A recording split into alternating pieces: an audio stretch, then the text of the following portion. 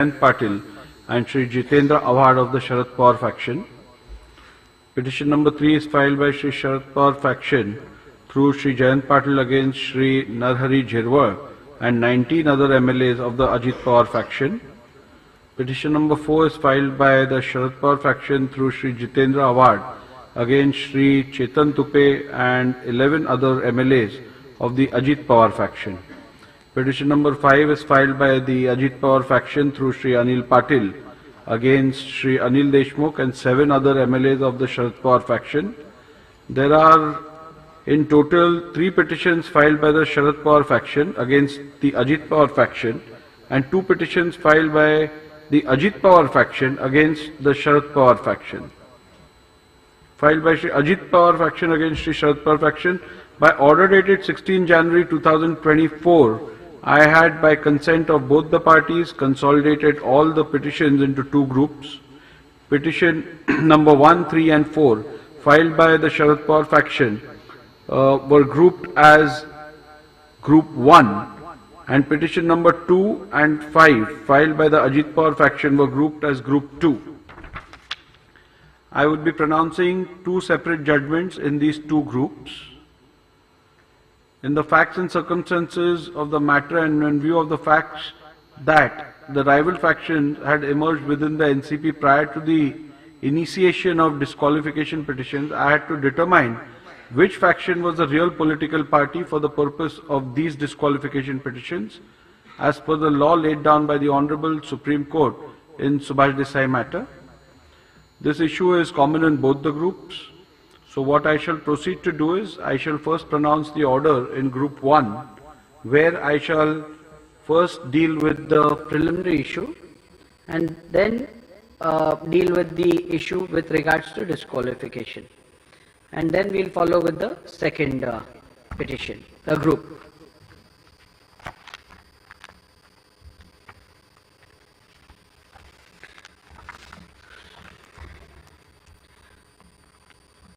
So, the Honorable Supreme Court in Subhash Desai versus Governor of Maharashtra, hereinafter referred to as Subhash Desai, was pleased to hold that the Speaker should prima facie determine who the real political party is for the purpose of adjudicating disqualification petitions if 2 or more factions claim to be that political party in keeping with the principles discussed in the said judgment.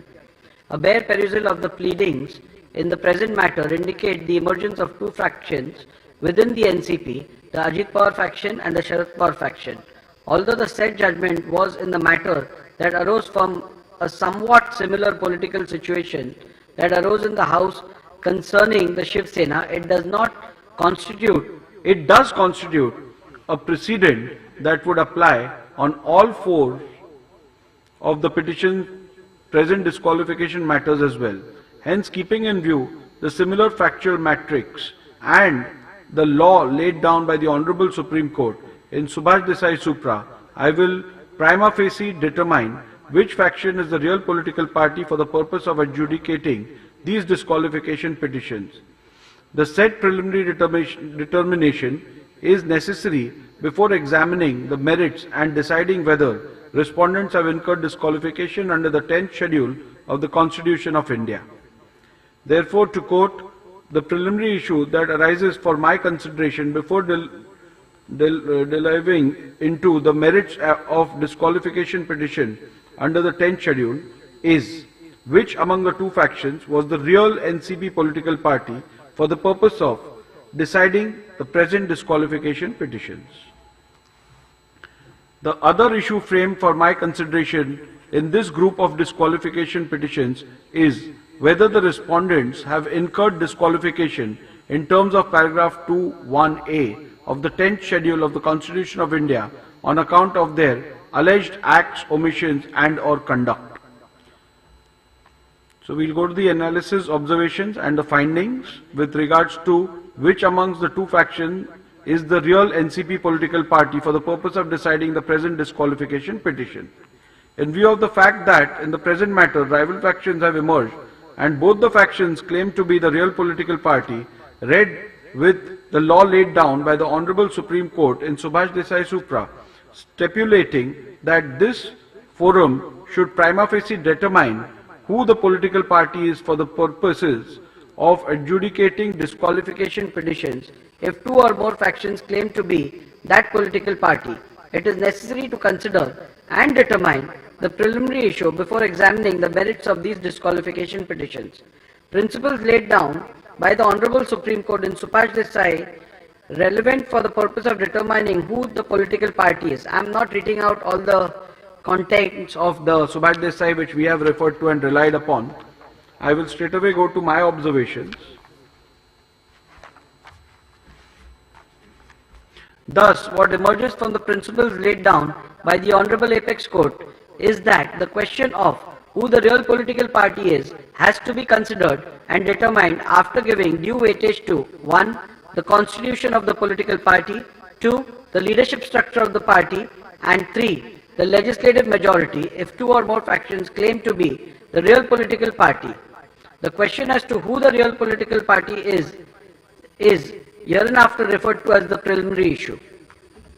Since in these proceedings both the factions are claiming to be the real political party at the relevant point of time, and as the said issue arose for determination in these proceedings on 16 January 2024, the said preliminary issue was also framed as one of the issues in these disqualification petitions, thereby affording an opportunity to the parties to make their submissions on this point.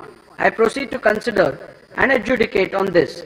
I would be adjudicating the said preliminary issue based on 1. The principles laid down by the Honorable Apex Court, 2. Record available with the Maharashtra Legislature Secretariat, and 3. Submissions made and documents referred to by the parties during the course of the hearing in these disqualification petitions. Petitioner's submissions on the preliminary issue, I am not going to go into reading those submissions again. They are a part of my order which you can refer to. There are also observations with regards to the respondent submissions on the preliminary issue, which also are there in my order, which I wouldn't be reading out at this point of time. Analysis, observations and conclusions on the preliminary issue. As recorded earlier, the decision of the preliminary issue has to be taken after careful analysis of 1. The constitution of the NCP, 2. The leadership structure of NCP, and 3. The legislative majority. After having heard both the sides on the above aspects, I now propose to proceed to record my observations and findings on the preliminary issue. In the present matter, there is no dispute as to the relevant NCP constitution. Both the parties have placed reliance on the constitution and rules annexed as Annexure R1 and R2 to the reply filed by the respondents. The said constitution of the NCP and rules are hereinafter referred to as the NCP constitution and NCP rules. On 30th June 2023, a resolution was passed by 41 legislators of the NCP electing Shri Ajit Pawar as the president of NCP. A dispute under paragraph 15 of the symbol order was also preferred by the Ajit Pawar faction before the Election Commission of India. Sharad Pawar faction objected to the resolution dated 30th June 2023 and executed affidavits in support of the leadership of Shri Sharad Pawar, which were filed before the Election Commission of India. Thus, it is abundantly clear that two rival factions had emerged in the NCP on 30th June 2023 itself. Hence, the relevant date on which two factions emerged in NCP is 30th June 2023. As recorded earlier, there is no dispute about the relevant constitution of the party. Thus, the said NCP constitution is taken into account for identifying the leadership structure of the NCP.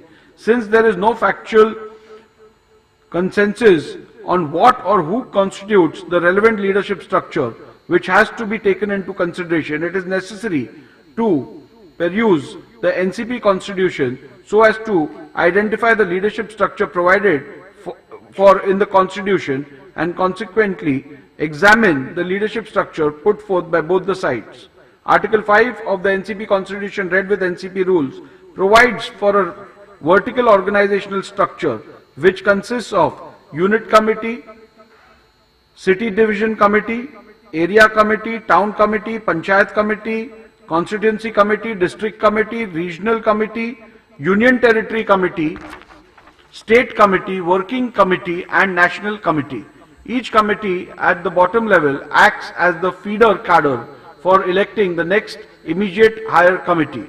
Article 12 of the NCP Constitution provides that the State Committee shall consist of delegates elected from the constituency block committee. Further, NCP Constitution provides that all members of the State Committee shall be delegates entitled to vote in the election of the President.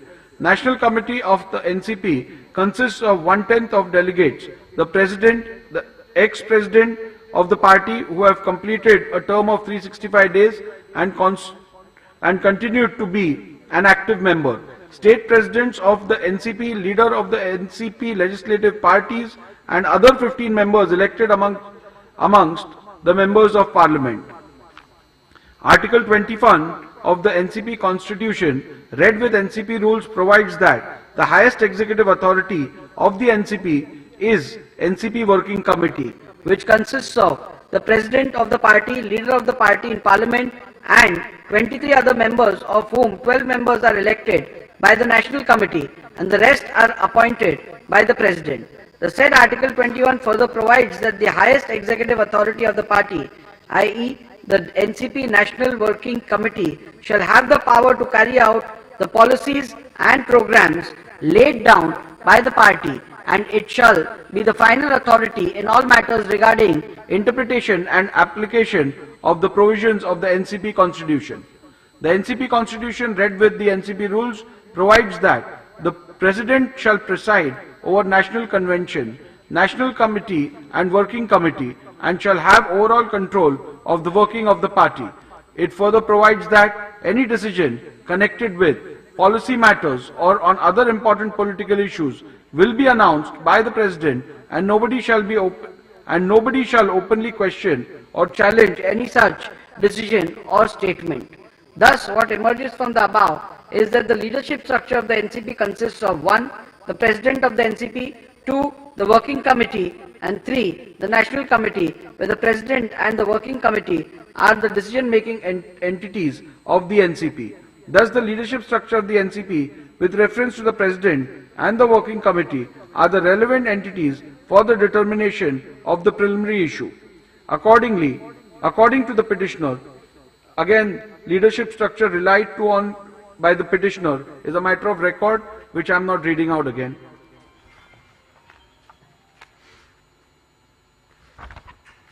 According to the petitioner, a valid leadership structure in consonance with the NCP Constitution exists, as is evident from the letter dated 15 September 2022 issued by Shri T.P. Pitambaram Master, addressed to the Election Commission, intimating details of organizational elections held in the year 2022, and 2. the internal NCP correspondence by way of notification dated 15 September 2022 issued by Shri Praful Patel, intimating the national office bearers, working committee members, state union territory presidents, etc. Petitioner primarily relies on these two documents to establish the existence of a valid leadership structure, and further submits that the Sharad Pawar faction had the majority within the said leadership structure, based on the reasonings which are a matter of record.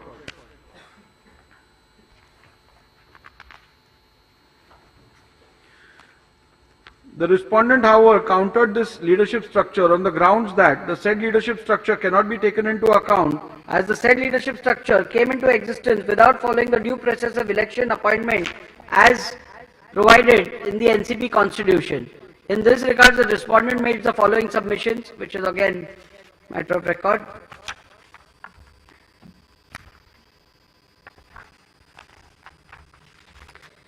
Even though the preliminary submissions of the respondent on the leadership structure is that no leadership structure exists which can be a basis for rendering any finding on the preliminary issue, the respondents in the alternative relied on the resolution dated 30th June 2023, whereby Shri Ajit Pawar was elected as the President of the NCP. Relying on the resolution, the respondent submitted that the constituent members of the leadership structure were changed by electing Shri Ajit Pawar as the President of the party, and if any leadership structure must be considered, then it must be in which Shri Ajit Pawar is the President. The petitioner disputed the aforesaid claim by submitting that the alleged event of 30th June 2022 as claimed by the respondent are inherently improbable and the election of Shri Ajit Pawar was not in accordance with the procedure prescribed by the NCP constitutions. Findings and conclusion. At the very outset, I wish to make certain observations. Even though both the parties have submitted, probably owing to the tenor of the observations of the Honorable Supreme Court, that preliminary issue has to be decided on a prima facie assessment of material on record. In fact, both the parties have, contrary to their own submissions, led extensive evidence to buttress their respective arguments with facts in respect of the relevant leadership structure. Be that as it may, I am not inclined to diverge from the Honorable Supreme Court's directives to consider evidence of both parties in respect of validity and or illegality of organizational leadership structure, in which it was this position of prima facie assessment that I adopted in my final order dated 10 January 2023 when I proceeded to decide the disqualification petition number 1 to 16 of 2022, the Shiv Sena disqualification matter, where I have already held that jurisdiction under the 10th schedule only mandates a prima facie adjudication as to what leadership structure of the political party was at the relevant time, and it does not extend to an inquiry as to whether or not leadership structure was pursuant to a validly held election. It is a matter of fact that till 29 June 2023, there has been no contemporaneous challenge to the leadership of Shri Sharad Pawar as the party president. However, the said position was sought to be altered by the Ajit Pawar faction by way of the resolution dated 30th June 2023. Thus, prima facie, as on 30th June 2023, there existed two parallel claims in respect of the NCP leadership, the one according to the petitioner claiming Shri Sharad Pawar is the party president, and the other one claimed by the respondents where Shri Ajit Pawar is the party president. In order to try and demonstrate that their separate claims to the leadership of the party by their respective presidents, both the parties have led oral and documentary evidence and argued exhaustively. Both the parties claim that it is their leader who was validly elected according to the NCP constitution, and the claim of the other side therefore cannot be entertained. Furthermore, both parties claim that other side's claim as to the leader's election as the party president was not accordance with the NCP constitution. As noted earlier, under the 10th schedule, while deciding the preliminary issue, I cannot go into the validity and or legality of elections to the leadership. I am therefore confronted with the rival assertions which clearly indicate the existence of two persons claiming leadership of the party.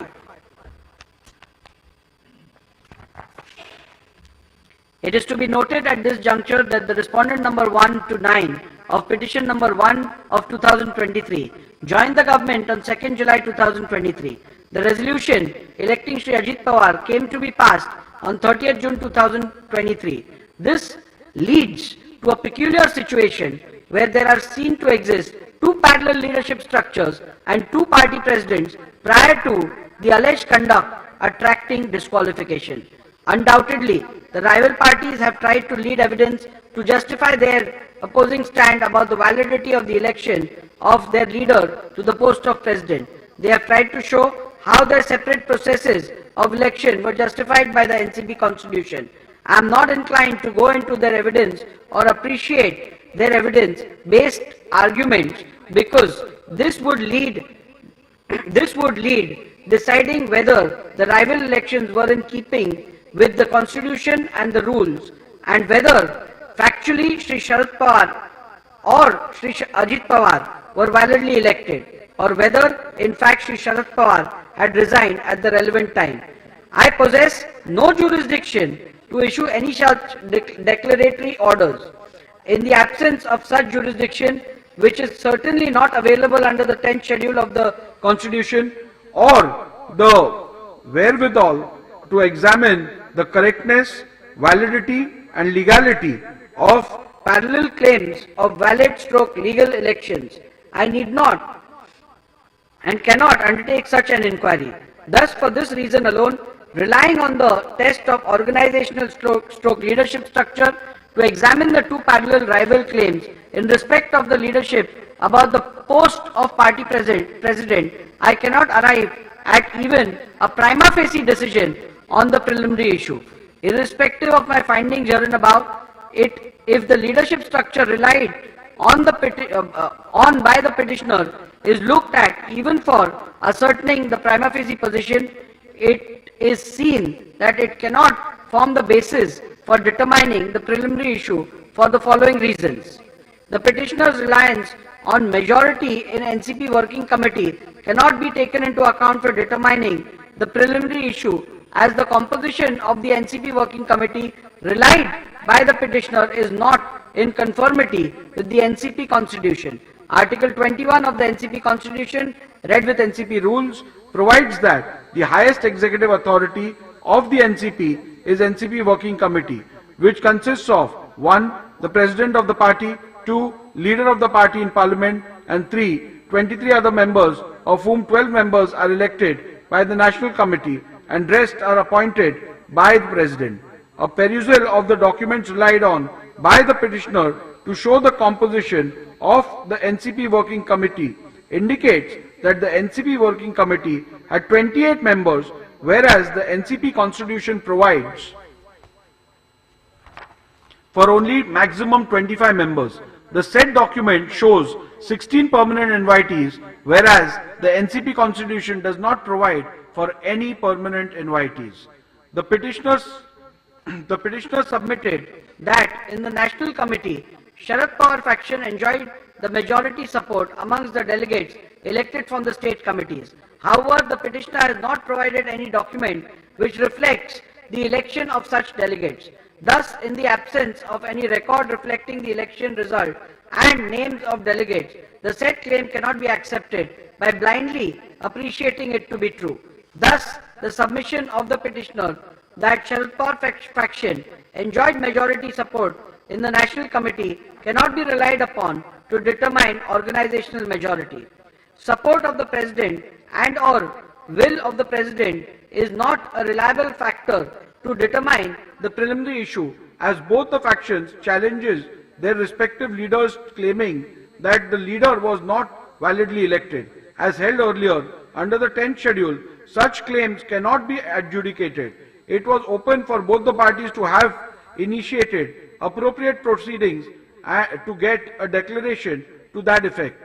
In the absence of such proceedings or any findings thereon by a competent authority, both the factions cannot equally claim that the rival faction's leader was validly and or not validly elected. Thus, for reasons recorded herein above, I hold that leadership structure relied on by the petitioner and or respondents cannot be taken into account for determining the preliminary issue, as it would be an impossible attempt. Legislative maturity considered.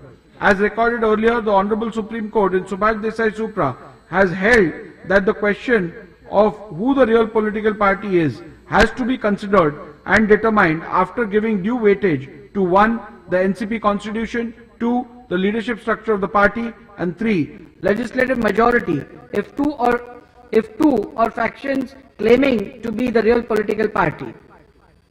Having arrived at the conclusion that leadership structure and or organizational structure does not provide a reasonable outcome to settle the issue of which faction is the real political party, I now turn to the test or mechanism that exists based on the legislative majority. Before delving further, the petitioner's submission that legislative majority cannot at all be taken into consideration has to be considered. The petitioner has placed reliance on paragraph 102 to 111 of Subhash Desai Supra in support of this submission. However, a careful reading of Subhash Desai Supra shows that the said submission is misplaced. Paragraph 102 to 111 of Subhash Desai Supra deals with the issue of who appoints the leader and the whip of the party in house. In the said regard, it was held by the Honorable Supreme Court that it is not the legislature party but the political party which appoints the whip and the leader in the house. The ratio cannot be read to mean that the legislative majority cannot at all be considered while determining the preliminary issue.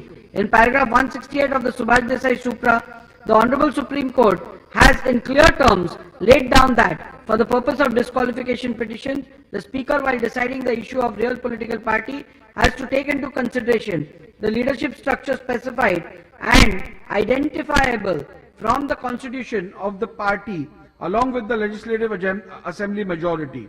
The only rider provided is in the said paragraph 168 was that determination of who the real political party is must not be based on a blind appreciation of legislative majority.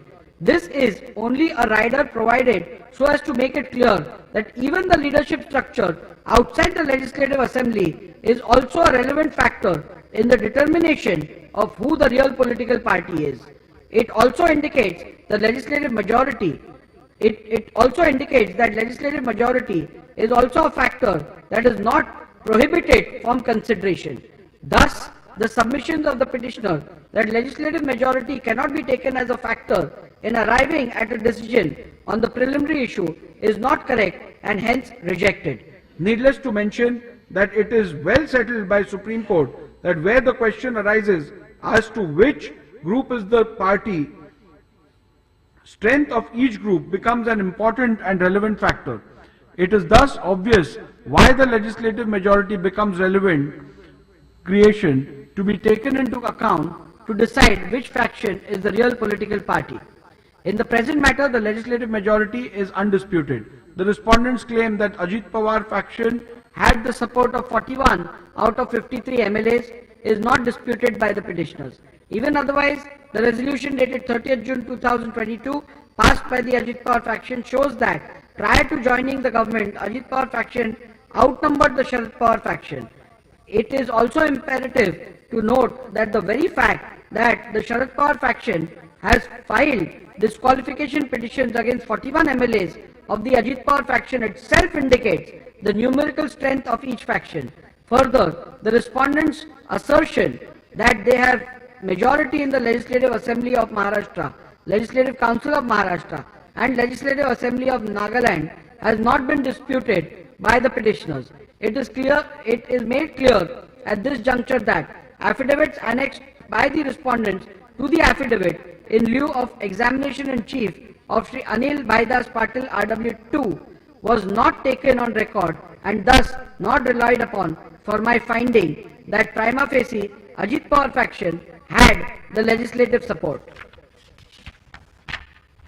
The respondents' assertion that even the vote share secured by the legislators supporting the Ajit Pawar faction is sustainably large than the legislators supporting the Sharad Pawar faction is also not disputed by the petitioners. It is to be also noted that the petitioner has not claimed legislative majority in the manner and has not even attempted to demonstrate it. Thus, in view of the above, I hold that preliminary issue as to which faction is the real political party is discernible from the legislative majority which existed when the rival factions emerged. Further, I hold that the Ajit Pawar faction had an overwhelming legislative majority when the rival factions emerged. Final conclusions on the preliminary issue.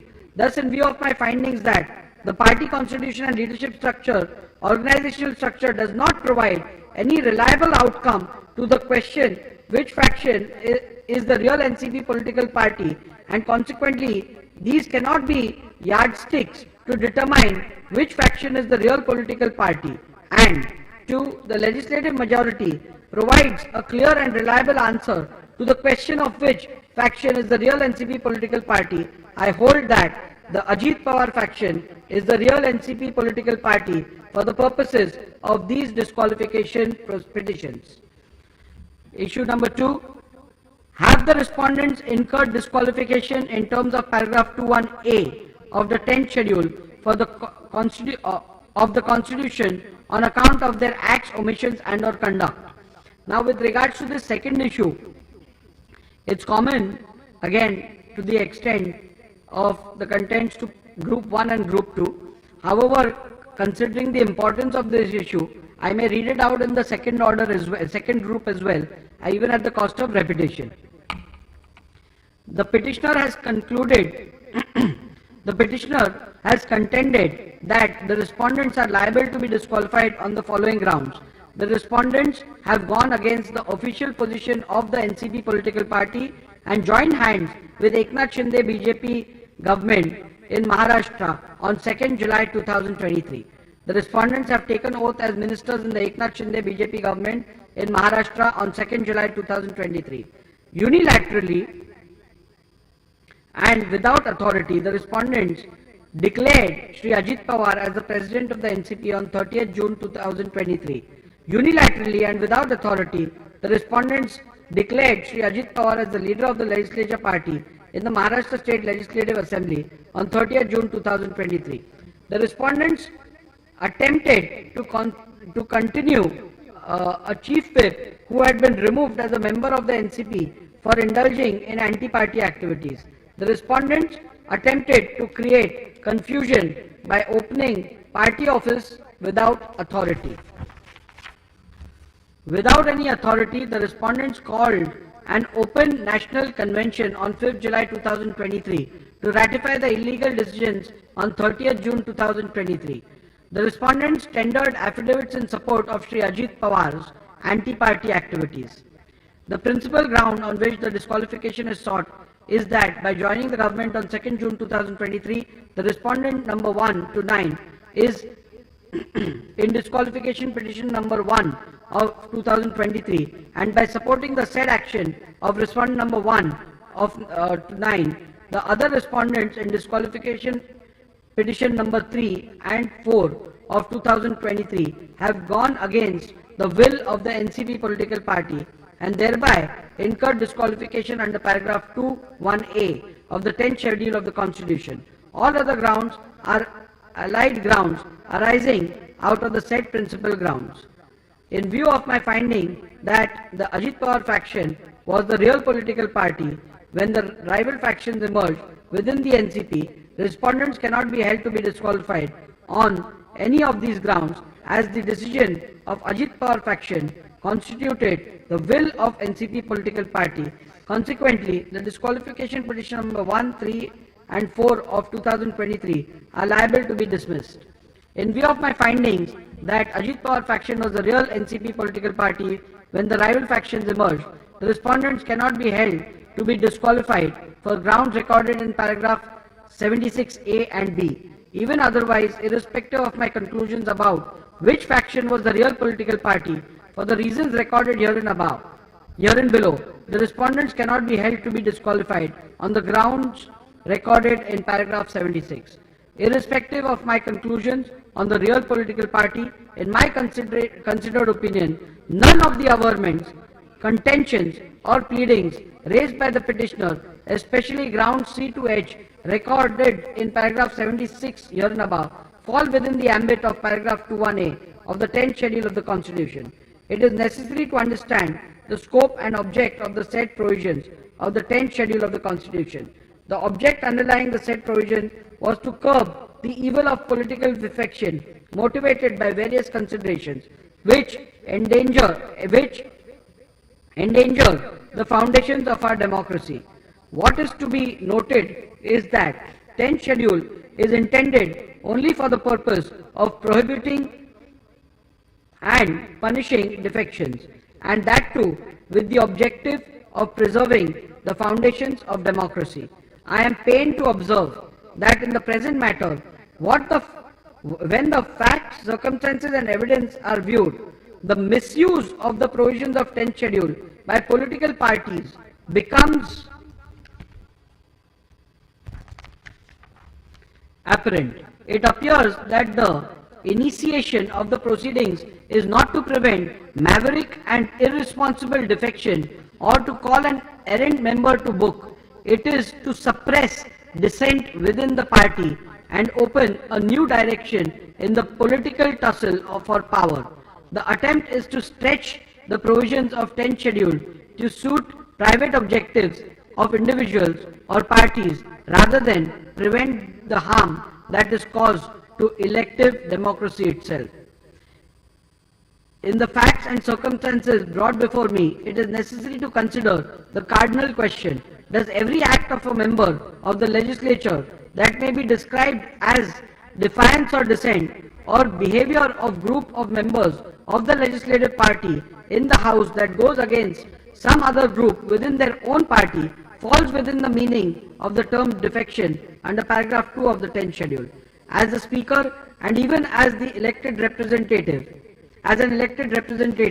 I witness the daily churning of politics as it plays out before me. I see members, their political leaders and their parties as if through a kaleidoscope, making and breaking into new forms, forging new alliances, undoing old relationships, striking out in unknown directions. This is in the very nature of politics, and as we see it unfolding before our eyes, it is the reality of politics today. Surely every such action cannot qualify as defection within the meaning of the 10th schedule. The constitutional bench in the case of Kyoto Holohan versus Richelieu and others has somewhat touched upon these aspects. I have referred to Kyoto and how Kyoto has dealt with these issues. Then, would every act of defiance or dissent or behavior of groups of members that goes against some other group within their political party fall within the meaning of the term defection under paragraph 2 of the 10th schedule? The question, no doubt, is foundational, but by no means is it the only question that arises for consideration. The companion question that arises is equally fundamental. Is the 10th schedule a tool to control opposition within the political rank of the party?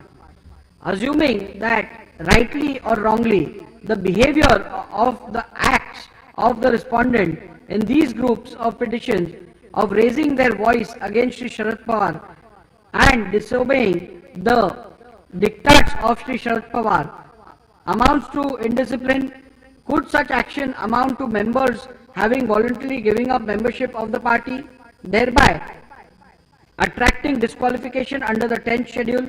The event that unfolded between 30th June 2022 and 2nd July 2022 were clearly in the nature of intra-party dissent within the Nationalist Congress Party, and the members of the party stood divided between two leaders, i.e. Shri Sharad Pawar and Shri Ajit Pawar.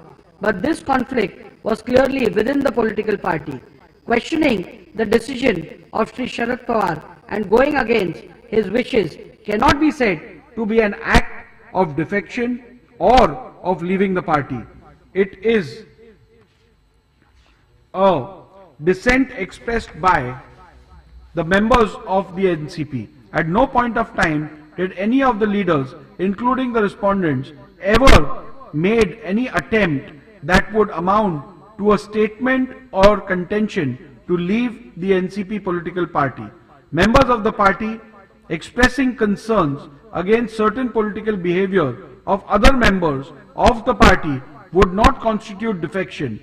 Under the 10th schedule, such collective dissent would remain to be a dissent within the political party, even when it began to be raised publicly on the platform other than party forums. It may not be to the liking of this leader or that, but it would still remain to be a dissent and not desertion. A word about dissent. Intra-party dissent by individual members of a political party need to be distinguished from collective dissent of a group in the legislative party. It further needs to be established that if such collective dissent has occurred, it amounts to defection from the party. Here, an examination of the motive also becomes relevant. I need to decide whether collective dissent against the party leadership can be termed as honest dissent within the political party, permissible in a democratic institution such as the political party. Further, whatever be the nature of the dissent, can it be given the status and character of dissent within the legislative party, which alone is a dissent on which the Speaker is empowered to act under the 10th schedule. A useful reference may be made to the recent judgment of the Honorable Supreme Court in the case of Balchandra L. Jarkiholi and others versus B.S. Yediyurappa and others, reported in 2011 7 SCC 1. It is an interesting case which had come up before the Honorable Supreme Court from state of Karnataka and touches upon this aspect. The fact of the said case were 13 MLAs of BJP and 2 other independent MLAs wrote to the Honorable Governor indicating that as MLAs of BJP they had become disillusioned with the functioning of the government headed by Chief Minister and also the leader of the legislature party who belonged to their own party. After stating their reasons, they added that they were withdrawing support to the BJP government headed by Mr. B.S. Yediyurappa, but they would support BJP government with any other leader from BJP in its place. On the basis of the said letters, Governor asked the BJP Chief Minister to seek vote of confidence in the Legislative Assembly and also intimated this to the Speaker. On the same day itself, the Chief Minister filed disqualification petitions against his own MLAs, accusing them of voluntarily giving up membership of the political party. Upon issuance of show cause notice, the MLAs filed a reply stating that they did not intend to withdraw support to BJP but had withdrawn support only from the government headed by Shri Yediyurappa and that they would support any BJP government headed by a clean and efficient person.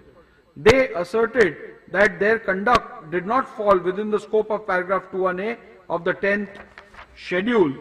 The Speaker, however, disqualified the MLAs under paragraph 21A of the 10th schedule. The Speaker's decision was challenged before the divisional bench of Karnataka High Court. The division bench, comprising of Honorable Chief Justice and Justice N. Kumar, gave differing judgments. The Honorable Chief Justice rejected all the contentions of the MLAs and dismissed the writ petitions, while Justice N. Kumar, in his separate judgment, differed with the views of the Honorable Chief Justice in regards to interpretation of paragraph 21A of the 10th schedule and set aside the Speaker's order. The matter was then referred to a third judge, who in turn concurred with the judgment of the Honorable Chief Justice. Thus, by a majority, it was held that Speaker had rightly disqualified BJP MLAs. The order of the Speaker and the judgment of the High Court was challenged before the Honorable Supreme Court. In its judgment, the Honorable Supreme Court extensively referred to with approval the observations made by the dissenting judge of the Karnataka High Court, Justice N. Kumar. I am in complete agreement with this view and am bound by it. I reproduce the said paragraph which are relevant for the present purpose. Justice N. Kumar, who along with the Chief Justice heard writ petitions filed by the appellant herein, in his separate judgment differed with the views expressed by the Chief Justice in regards to the interpretation of paragraph 21A of the 10th schedule of the Constitution. The learned judge went on to further hold that when a member of a house expressed his no confidence in the leader of a legislative party, and if he happened to be the Chief Minister who is heading the Council of Ministers and had written to the Governor in that regard, such act by itself would not amount to an act of floor crossing. Similarly, if the Governor, after taking note of the expression of no confidence, was satisfied that the Chief Minister had lost majority support in the House, he could call upon the Chief Minister to prove his majority on the floor of the House. It was further observed that if the Chief Minister, on such request, failed to establish that he enjoyed the support of the majority of the members, the ministry would fall. But such an act of the member of the House would not constitute defection under 10th schedule. By such an act, the political party which had formed the government would not lose its right to form a government again. On the other hand, what is disturbed by such an act is the government of the political party with a particular leader in whom the members of the House belonging to the same political party have no confidence. But this would not mean that the member of the political party to which the chief minister belonged had given up his membership to the political party.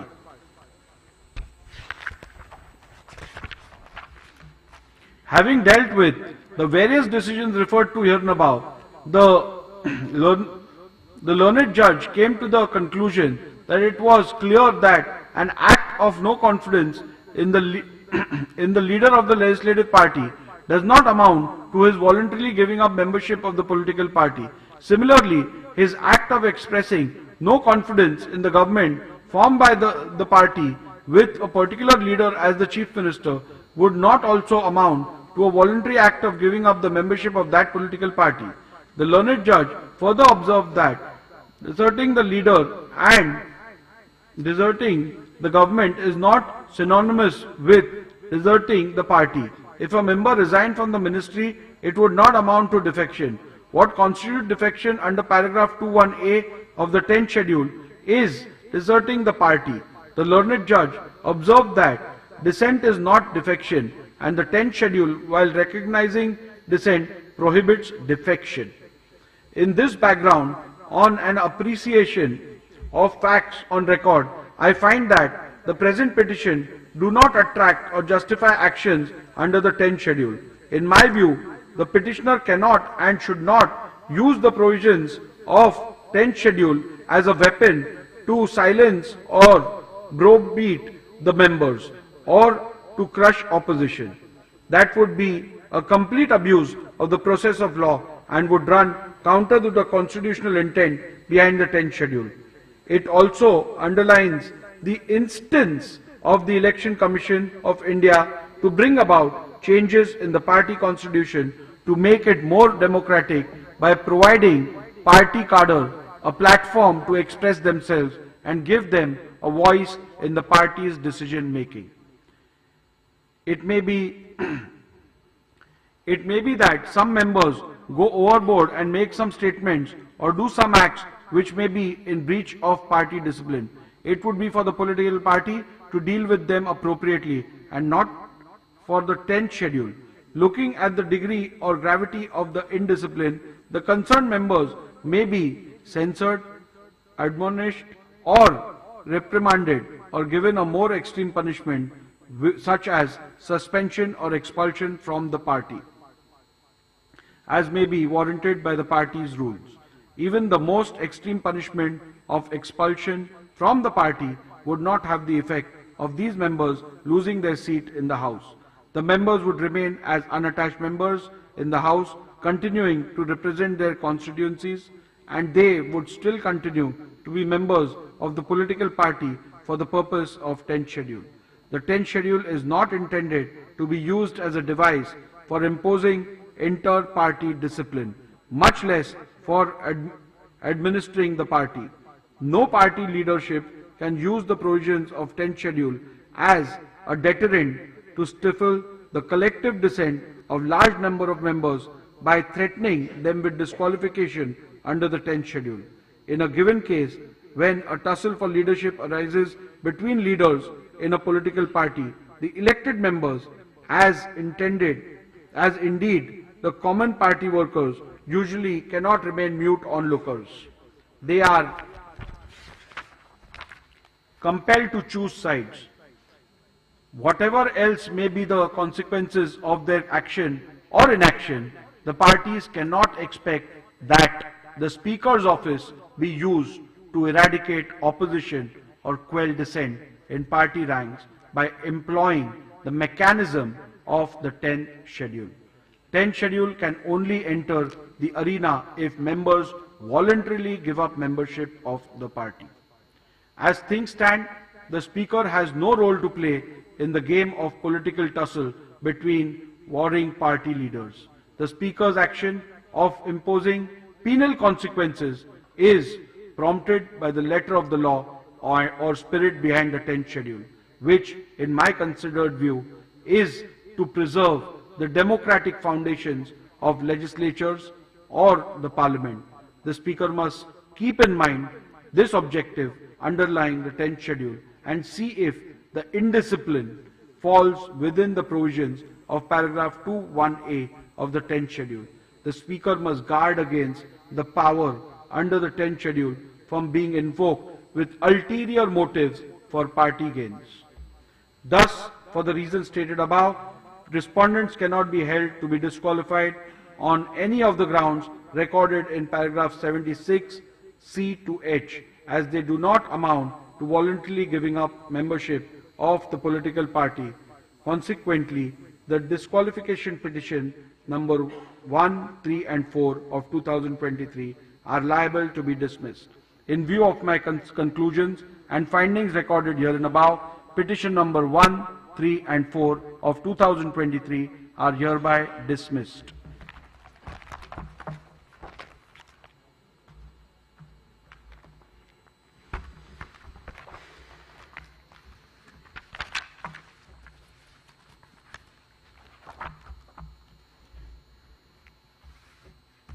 Shall now deal with the second group of petitions, being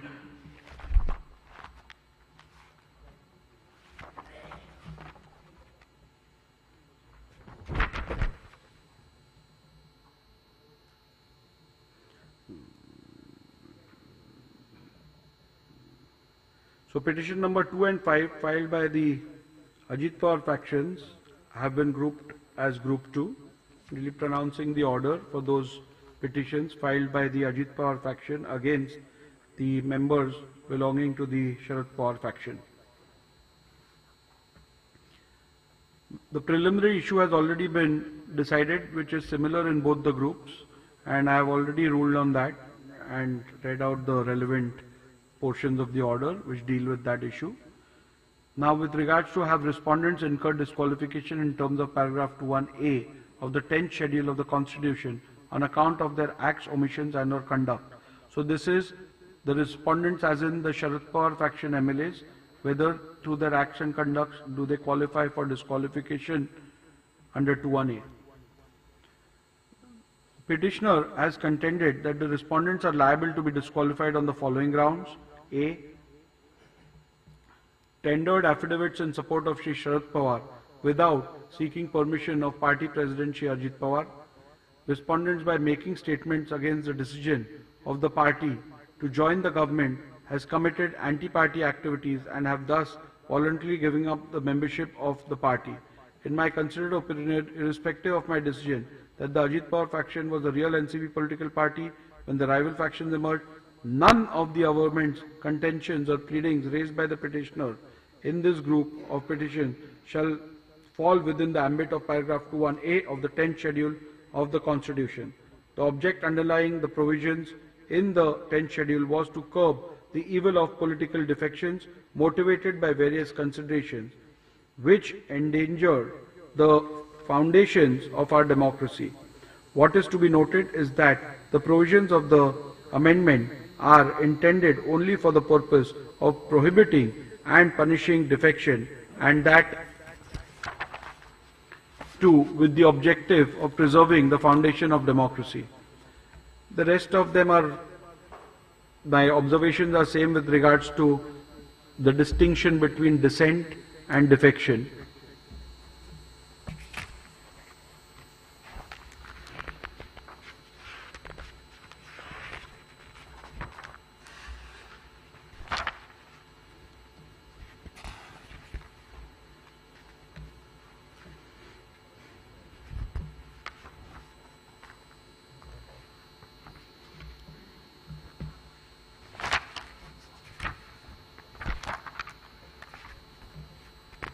I have again quoted the Justice N. Kumar's observations and the Supreme Court's observation with regards to the issue with regards to dissent and defection.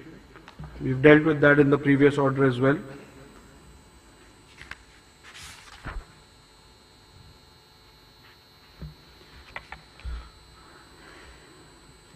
So I'll read out only the operative portion of this. Thus, for the reasons stated herabove, respondents cannot be held to be disqualified on any of the grounds as they do not amount to voluntarily giving up membership of the political party. Consequently, the disqualification petition number 2 and 5 of 2023 are liable to be dismissed. In view of my conclusions and findings recorded here and above, petition number 2 and 5 of 2023 are hereby dismissed.